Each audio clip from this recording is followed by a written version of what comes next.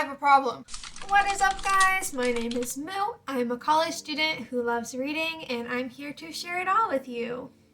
Today is going to be a little bit different. Today, I'm going to show you the books that I have gotten in the past couple months. As you can see, the stack is not great. It's a big stack. You know what they say, buying books and reading books are two separate hobbies, and I am part of that group. Since Christmas was only a little over a month ago, that didn't help either, and I will be including the books that I got for Christmas in this book haul. But without further ado, I'll get into them now. The books will be listed in alphabetical order, and I will also make sure to provide a list of book names and author down below. Now let me do some sorting and we'll get started. This might take a while. I love sorting things. First I sorted the books by size and I did by author name. It's just fun for me. So I did that.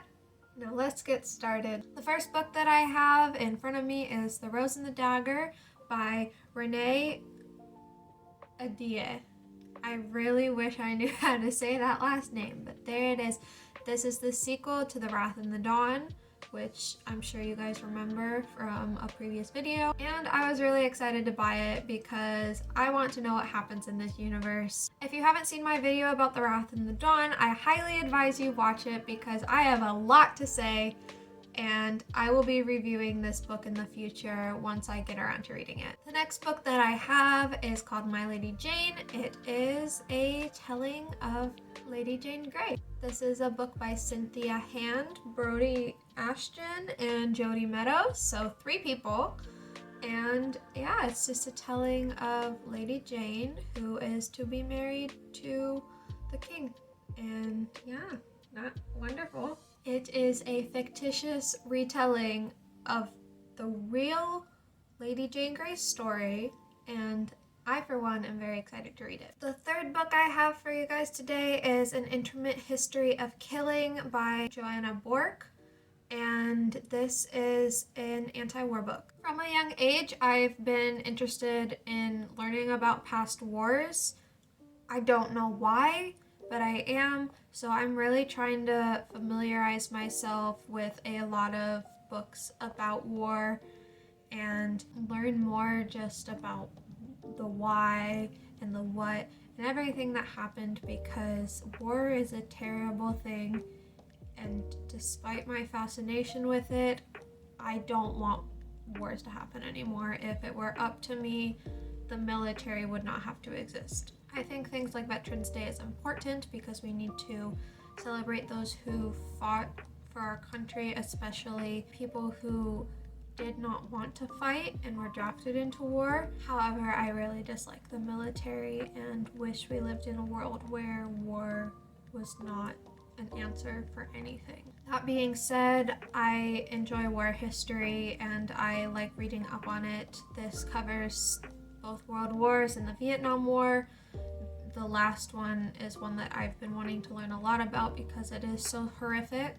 So yeah, stay tuned for that. With the topic of anti-war books in mind, this is The Things They Carried by Tim O'Brien. It is also a book on the Vietnam War, which once again I said I wanted to learn more about. I've added a lot of books to my reading list about World War I and the Vietnam War, since those were 2 pretty brutal wars, especially the Vietnam one, given that it was a war that we should not have been fighting, and it was a war that people were not welcomed back from, even though they didn't want to go in the first place. It's just this whole thing, and a lot of you know that it's that whole thing, but I just want to learn more about it so that I am aware, and it's just interesting for me. So I'll probably be reading this one quite far down the line. I have about 60 unread books on my bookshelf, and they're actually overflowing out of my bookshelf, so there's gonna be a lot of books you'll see. I don't know if you'll see this one again anytime soon, but who knows. The next book on the list is Into the Bloodred Woods by Brockenbrough. This is a young adult novel. One of my favorite genres is young adult fantasy retelling, so this one made me really excited. It's about a queen named Ursula, who also happens to be a werebeast, and her fight against her brother to protect her kingdom from his ambitious, tyrannical reign.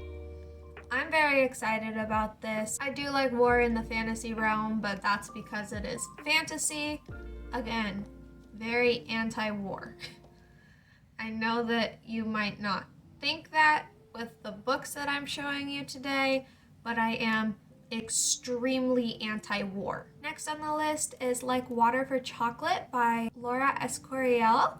This is a brilliantly formatted novel described as a novel in monthly installments with recipes, romances, and home remedies. That alone got me really excited. I thought that it was really exciting to scroll through. I sifted through it just a little bit and there is actual recipes. I think that's fun, so can't wait to read it. Next is The Other Black Girl by Zakiya Harris. I saw this book in a store over a year ago, and ever since reading the summary I wanted it. I really want to learn more about cultures that are not my own, including the cultures within America that I'm not a part of. The Other Black Girl will help me do this. This book in particular shows about the hardships in the workplace for a woman of color, and I am excited to read it and review it. Following the trend of Black authors is Welcome to Braggsville by T. Geronimo Johnson. It was The Other Black Girl, Welcome to Braggsville, and a couple others that you'll see that I got from my aunt, who kind of bundled them up as a theme of Black authors, which I really appreciate because I have had these on my reading list forever, so I'm really glad that I finally have them. This particular novel is a coming of age novel about America in the South and going against the norm to do the right thing. It also talks about appropriation and what's right and wrong, such as Civil War reenactments. So I, for one, am very excited to read this and see what goes on in this book. Still continuing with the books that my family bought me, this is The Bluest Eye by Toni Morrison. This one might be more well known by all of you. I know Jack Edwards did a review on it, I don't know how long ago, but this is a classic and I am really excited to read it. It follows a young Black girl praying every day to become a person she is not, to be pretty in the standards of America, which are white beauty standards. So I'm looking forward to reading this and commenting on it. Next is A Song Below Water by Bethany C. Morrow. I mean, let me just say, mermaids. Is that not cool enough? And black mermaids, that's awesome too, because again, we need more representation. I don't get why people are so bent out of shape because the Little Mermaid in the live action movie is a black woman. There's no reason to be mad. Anyways, this is also a young adult novel following two mermaids going through their junior year of high school, and there is a siren murder, and it's just all the stuff I love bundled into one. It's young adult fantasy, it's murder mystery, it's just all the good things wrapped up into one book, so yay! Next up is Native American Myths and Legends by Richard Erdoes and Alfonso Ortiz. The second I saw this book, I knew I wanted it. I mean, not only is it about mythology and folklore, which is something that I love, it looks cool, you know? Shiny! I love me a pretty looking book. This book is pretty straightforward. It's exactly what it says. It's a bunch of different stories about mythology and folklore. It's Native American myths and legends from around America, and I am just so excited to read this because I love learning about mythology from other cultures. I think that belief systems are just so cool, you know? I'm sure many of you know very well about the next one that I'm gonna bring up, but I am late to the game reading it. It is The Seven Husbands of Evelyn Hugo by Taylor Jenkins Reid. A bookstore just opened up in my town, so I said, you know what, I'm gonna go. against my better judgment because my resolution this year is to buy less books. Obviously that isn't going well. So I went and I bought this book because I thought it was about time. This book needs little to no introduction. It's about the glamorous life of Evelyn Hugo, told through a magazine reporter. It smells new and wonderful. I buy so many of my books secondhand, so to get that new book smell, I love it. One of the best smells in the world. Next is All Quiet on the Western Front by Erich Maria Remarque. I hope I said that right. Isn't that the statement of the day? Honestly, I did not know that this book existed or that the movie existed until a couple months ago. I am a big fan of the YouTuber Wendigoon, and I watched his review on the movie. You should totally watch it. I'll link it down below. But this was one of the first anti-war books to have ever been created, and I am too scared to watch the movie, so I'm gonna read it in book form because I can read very graphic scenes in books.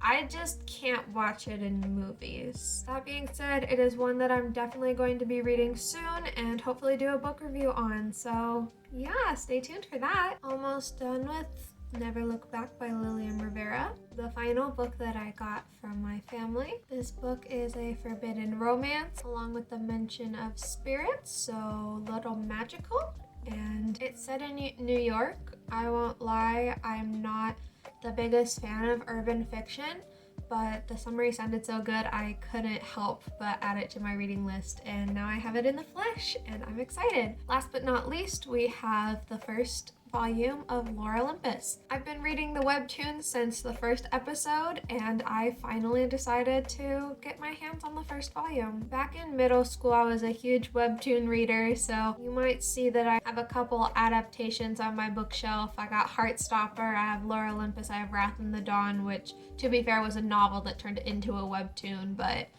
yeah, I found it on Webtoon, so yeah. Heartstopper, Lore Olympus, Wrath in the Dawn, I found those all on Webtoon, so they're now on my bookshelf, and I am excited to read this in book form. I am not an ebook girl, I gotta have the real thing, which is not good for space because I don't have any more space in my room to put more books, but guess who's gonna buy more books? That is all for this video today. I hope you liked it. I'll come back with more book hauls if that's what you guys want. But yeah, I'll just see where this goes. I like doing book reviews, but if there are more things that you'd like to see from me that is book-related content, I'm definitely open to trying new things. Hope you all enjoyed this video. If you did, comment which book you would like me to read first, and subscribe if you feel like you want to. I'm having so much fun with this. I didn't realize I would have so much fun filming videos. It's never really been something that I thought about. So the fact that I'm doing it and having fun and I'm editing all my own stuff, I'm a one-woman show for now, that's really cool for me and it makes me really proud of myself. So thanks for watching. I hope you guys have a wonderful day. This has been Moo, and I'll see you in the next video. Bye-bye!